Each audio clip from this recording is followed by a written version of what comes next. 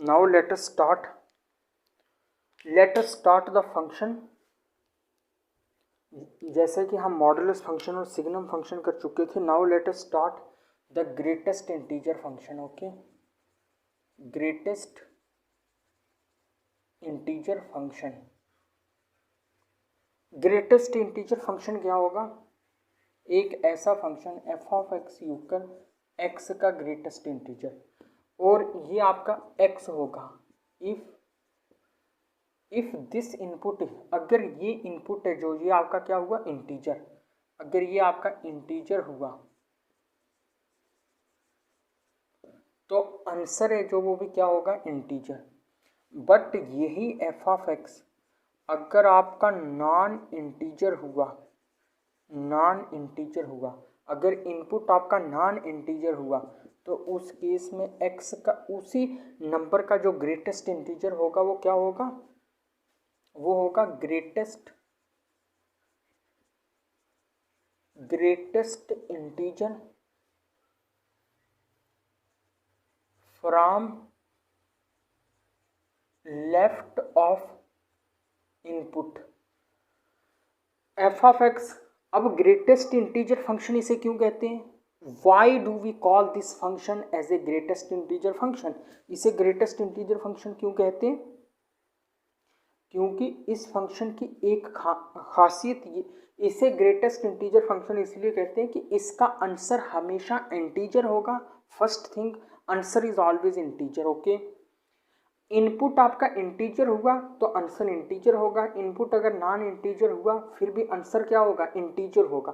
क्योंकि हम क्या ढूंढ रहे हैं, जब आपका इनपुट नॉन इंटीजर होगा तो एक्स उसी नंबर का जो ग्रेटेस्ट इंटीजर होगा वो क्या होगा? Greatest integer from left of x, उसके लेफ्ट में जो सबसे बड़ा इंटीजर है वो फिर आंसर होगा। किसी भी नॉन इंटीजर का ग्रेटेस्ट इंटीजर क्या होगा? जो उसके लेफ्ट में सबसे बड़ा इंटीजर है। फॉर एग्जांपल, अगर आपको कहा जाए हाफ का ग्रेटेस्ट इंटीजर फाइंड कीजिए, तो आप पहले देखो हाफ है जो वो रियल लाइन पे कहाँ लाई करता है, यहाँ हाफ और यहाँ आपका 0 और यहाँ 1। अब देखो हाफ के लेफ्ट में सबसे बड़ा इंटीजर कौन सा है? हाफ के लेफ्ट में सबसे बड़ा इंटीजर कौन सा है? 0, इसलिए हाफ का ग्रेटेस्ट इंटीजर क्या होगा? 0। सिमिलरली 3/2 का भी आप ग्रेटेस्ट इंटीजर फाइंड कर सकते हो। 3/2 कहीं यहाँ लाई करेगा। ओके, तो 3/2 का ग्रेटेस्ट इंटीजर क्या होगा? इसी के लेफ्ट में जो सबसे बड़ा इंटीजर है, तो 3/2 के लेफ्ट में सबसे बड़ा इंटीजर कौन सा है? 1, तो इसका आंसर 1 होगा। सिंपल। ओके,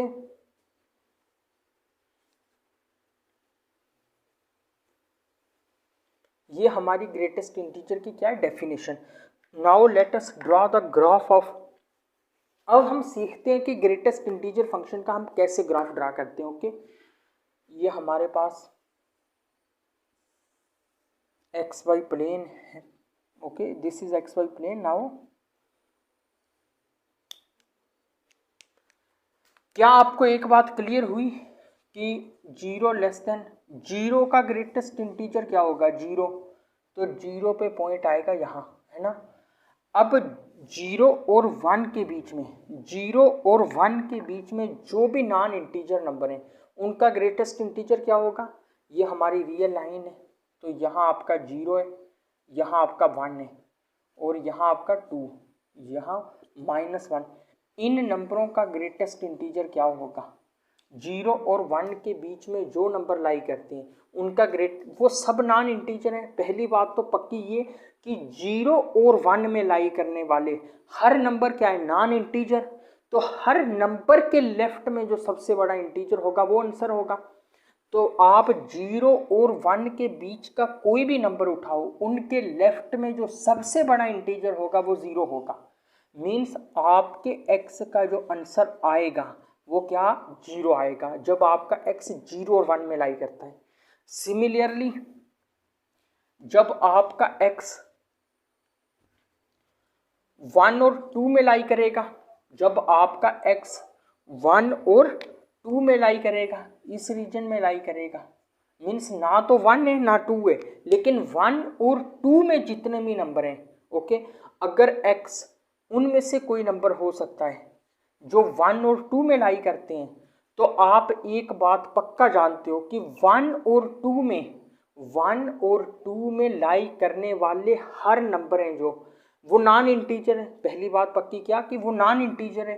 तो हर नंबर का जब हम ग्रेटेस्ट इंटीजर फाइंड आउट करेंगे तो हमें उसके लेफ्ट का सबसे बड़ा इंटीजर देखना पड़ेगा। तो 1 और 2 में जितने रियल नंबर लाई करते हैं उनका जैसे हम ग्रेटेस्ट इंटीजर फाइंड करेंगे तो उनके लेफ्ट में जो सबसे बड़ा इंटीजर है वो देखेंगे। तो इन नंबर्स के बीच में सबसे बड़ा जो इंटीजर है लेफ्ट में वो क्या है, 1, तो इसका आंसर 1 होगा, सिंपल। सिमिलरली ऐसे ही रहेगा ये, ओके। ऐसे ही अगर n less than x less than n plus 1, n और n प्लस 1 क्या है, नेचुरल नंबर। अगर x आपका किन्हीं दो नेचुरल नंबर में लाई कर रहा है, ओके, तो उसका ग्रेटेस्ट इंटीजर क्या होगा, n, ओके, क्योंकि लेफ्ट में जो सबसे बड़ा इंटीजर है, अगर यहाँ इक्वलिटी हो गई तो फिर इसके भी चांस हैं आंसर होने के, ओके। सिमिलरली ऐसे चलेगा। अब ये मैं लोकेट करता हूँ, यहाँ 1, यहाँ 2, यहाँ 3, ओके, यहाँ आपका आएगा -1, यहाँ -2। अब आप ध्यान से देखो, 0 पे ग्रेटेस्ट इंटीजर क्या होगा, 0, 1 पे 1, 1 पे क्या होगा 1, तो 1 कहीं यहाँ डिस्टेंस पे आएगा ना। 2 पे क्या होगा 2, 2 कहीं यहाँ डिस्टेंस पे आएगा। 3 पे होगा यहाँ, ओके। अब ध्यान से देखना, 0 और 1 के बीच का कोई भी नंबर उठाओ आप, तो उसका GIF ग्रेटेस्ट इंटीजर फंक्शन क्या होगा, 0, ओके, क्या होगा 0। जैसे हाफ का ग्रेटेस्ट इंटीजर क्या है, 0, 1/3 का ग्रेटेस्ट इंटीजर क्या है, 0। मीन्स ऐसे आप 1/100 भी कर दोगे तो उसका ग्रेटेस्ट इंटीजर क्या होगा, 0, ओके। तो क्लियरली 0 और 1 के बीच में ये लाइन ऐसे ड्रा होगी, लेकिन 1 को ओपन सर्कल रख दिया है, ओके, क्योंकि 1 का ग्रेटेस्ट इंटीजर क्या है, 1। अब 1 और 2 में जो नंबर लाई करते हैं उनका ग्रेटेस्ट इंटीजर क्या होगा, जो उनके लेफ्ट में सबसे बड़ा इंटीजर है। तो इन नंबर्स के लेफ्ट में सबसे बड़ा इंटीजर क्या है, 1। तो 1 और 2 में लाई करने वाले हर एक नॉन इंटीजर का जो आंसर है वो क्या होगा, 1। तो 2 पे हम लगा देंगे सर्कल, क्योंकि 2 का ग्रेटेस्ट इंटीजर क्या है, 2, ओके। तो सिमिलरली 2 और 3 में लाई करने वाले जो नंबर है उनका ग्रेटेस्ट इंटीजर क्या होगा, 2, फिर 3 पे सर्कल, ओके। सिमिलरली ये आपका ग्रेटेस्ट इंटीजर का ग्राफ है। सिमिलरली ये ग्राफ ऐसे बढ़ता है आगे, ओके।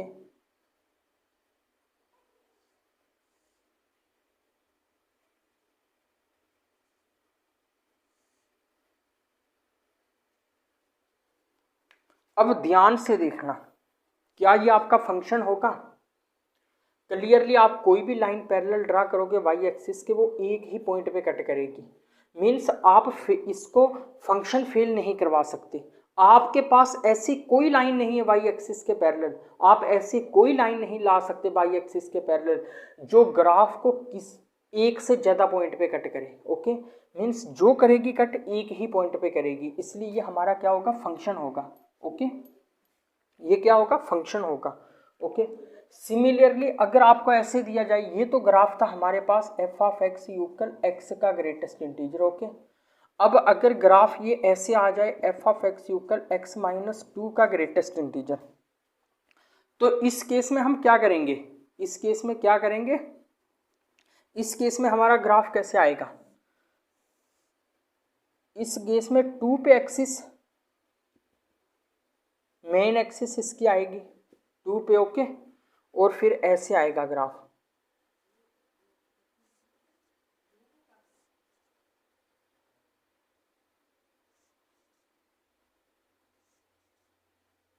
ओके।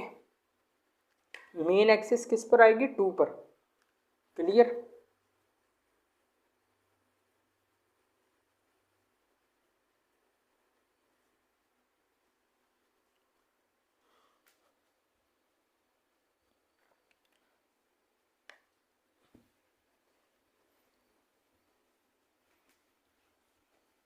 अगर आपको ऐसा दिया जाए f(x) इक्वल x प्लस 1 का ग्रेटेस्ट इंटीजर। तो आपने क्या करना है, सेम ग्राफ ड्रा कर देना है, लेकिन जैसे इसका ग्राफ था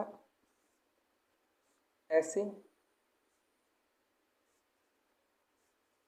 ओके, मीन्स फर्स्ट जीरो पे ऐसे करता था, तो आपने सबसे पहले एक्सप्रेशन को जीरो की इक्वेट कर देना है। तो क्या आया, -1। तो मेरे ग्राफ के एक्सिस कहाँ बनेगी, -1 पे, ये आपका -1 है, यहाँ बनेगी, ओके। तो उससे मैं -1 से ऐसे स्टार्ट हो जाऊंगा,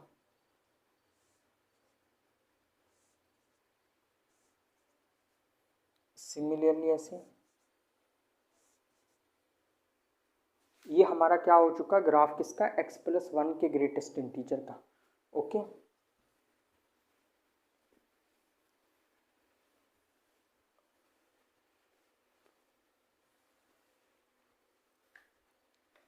now let us go to the fractional part function, okay. अब हम बढ़ते हैं किसकी तरफ, फ्रैक्शनल पार्ट फंक्शन की तरफ।